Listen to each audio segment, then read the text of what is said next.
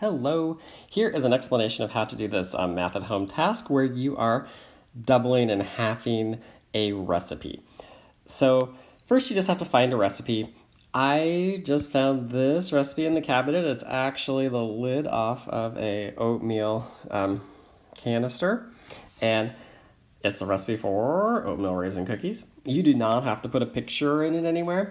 What I did was I just copied down the ingredients. So the ingredients is all this here, just the list of things you need. You don't need to worry about how to make it.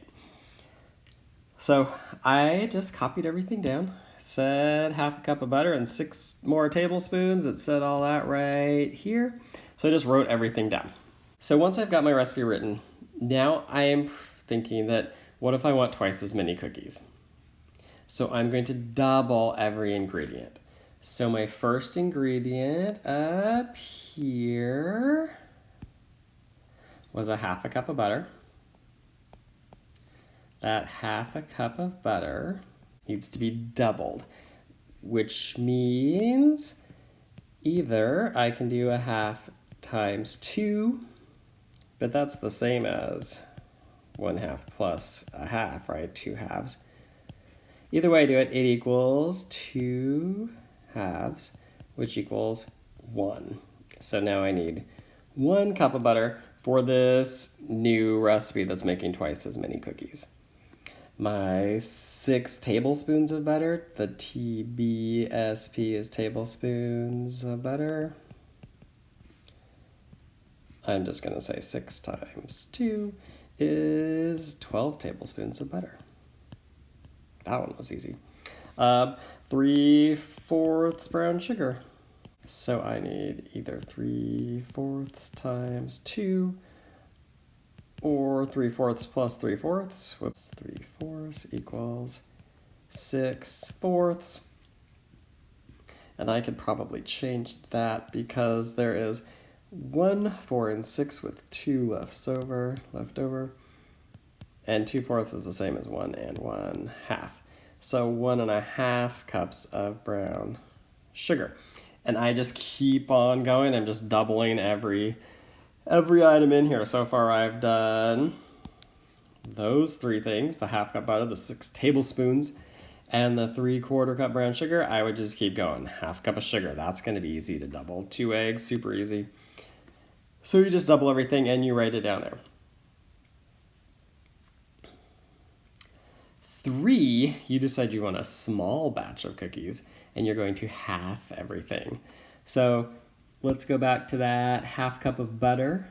We want half as much. So what's half of a half? And I'm going to make myself a little number line. So there's 1/2. And if you remember, we did this a lot in class. If we were going to break this up into more jumps, double the number of jumps, now we know these are fourths. So if I break my half in half, I get a fourth. So my half cup of butter is going to be 1/4 cup of butter. And you would continue on here. We'll do one more. I'm going to jump down to that 3/4 cup of, I think it was brown sugar. So here's 3/4, right? And I want half as much as 3/4. The key here would be to, again, break these guys up.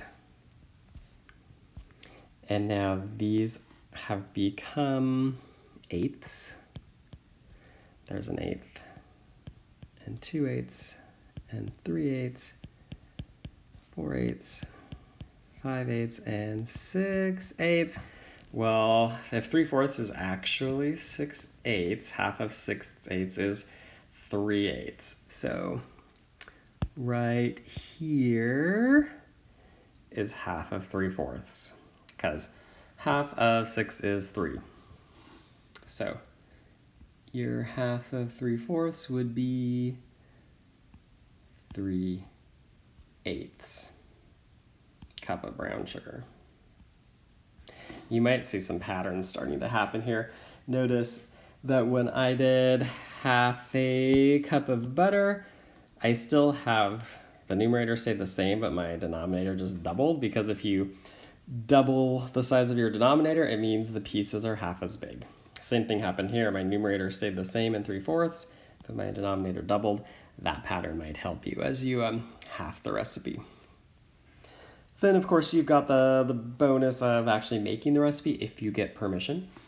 And we've got some challenges. If this was pretty easy for you, you could try doing a quarter.